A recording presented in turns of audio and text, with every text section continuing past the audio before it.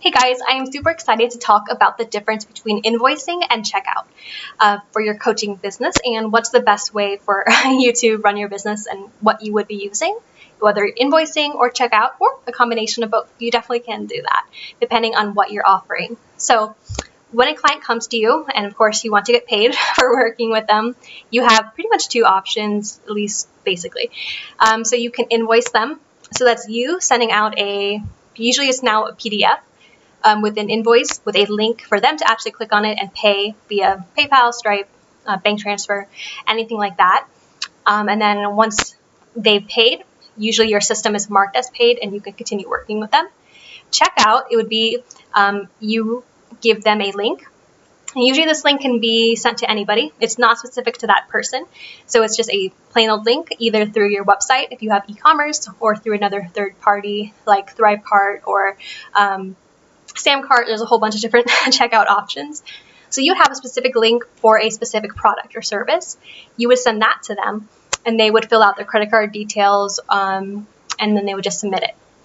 So there's a few different key differences between checkout and invoicing and why you would want to use both of them. So in invoicing, it's great if you want to customize it. So checkout, you have one standard package. You can't really add or change things to it.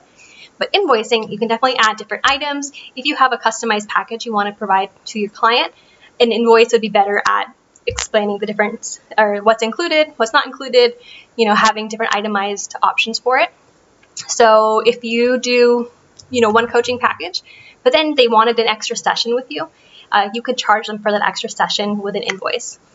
Checkout, you wouldn't be able to do that. You'd have to send them probably another checkout link and hope they pay that way. You can, but I'm just saying invoice is probably easier just to, in your software, just type it in, send it to them. So that's one way. And so that's if you have more customized products. Checkout is great for products that are standard. You can give it out to anyone and they'll pay for it that way. So there's other things too where it comes to contract and terms and conditions. So if someone's working with you and for a coaching relationship for, let's say, 3 months, 6 months, a year, a lot of times you want to make sure they agree to a contract and you're protected, business-wise, as well as they understand what's included and they understand how to contact you. There's a problem, all that good legal stuff. So if you're sending a contract out, usually that will be before the invoice. So they sign a contract and then you send out an invoice. Now, the contract can, again, be customized. If you want to do for a specific person, you can customize the contract and then send it off to an invoice.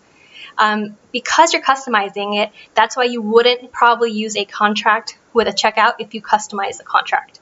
If you have a standard contract, you could then send the checkout. That's perfectly fine. But if you're customizing the contract, most likely you need a customized invoice. Now, checkout, also you've probably seen if you've done any online shopping.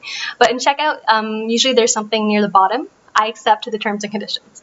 So that little checkbox, if you click on that, usually you'll have a link to your terms and conditions. And that functions a very similar way to an invoice or to a contract. So you're putting, again, the terms of this package, offer, service, whatever you're putting as the checkout link product. You put all that information on the terms and condition and they have to accept it. Now, I will say, I'm sure most of you know, or if you have done anything online, do people read terms and conditions? That's a good question. So if you really want to make sure that someone is reading your agreement, your coaching agreement, either have that separate as a separate document you ask them to review and sign, because obviously with terms and conditions, people might just click that and they don't even read it. So if it's really important for your coaching business, that's something to keep in mind, that you can't just get away with the checkout terms box if you really want them to know what's going on. So checkbox could cover your liability. If that's all you're concerned about, go for it. But if you really want them to understand your process and all the things that are included, what you want from them as a client, invoice or some sort of customized terms of contract or client agreement, that form needs to get sent separately. So also, I will say that a lot of times what's really great nowadays is you have these like Dipsado type of thing where an invoice and contract is sent to people really super easy in a workflow, and that's great. But I will say that for me, in my business, I actually did the math on this, so bear with me. But I actually use something called Zoho. So I use Zoho Invoicing, which is a free software, unlike Dipsado, which is, I think, like $400 a year, at least right now. Of course, it'll probably change. But Zoho is free right now. And what's great about them is they offer PayPal, something called PayPal Business Payments. It's not a PayPal business account. You don't need that. I have my own personal PayPal. That's all I use. But there's two options within it for someone to pay via PayPal Standard or PayPal Business Payments.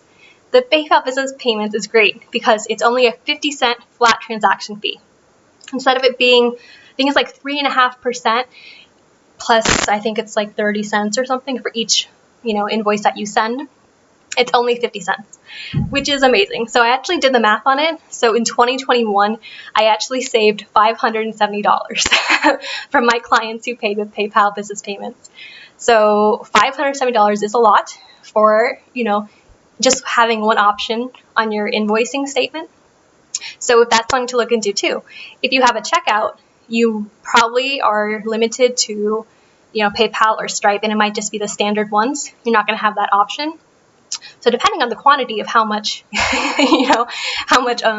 products you're selling and everything, to be able to offer PayPal Business Payments and only have 50-cent transaction fee, you might be able to save a lot of money. So that's also something to keep in mind too.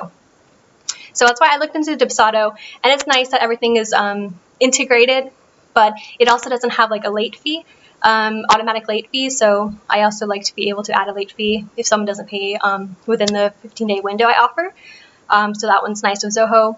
So check out if they don't pay. There's no late fee or anything. It's on their end to pay.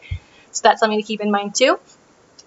But most of these things, either invoicing or checkout, there's automatic payments. So if someone pays with you, they'll automatically charge their card with an invoice, or checkout as well, they'll automatically charge your card. So both of them, there's not much difference there if you're concerned about that.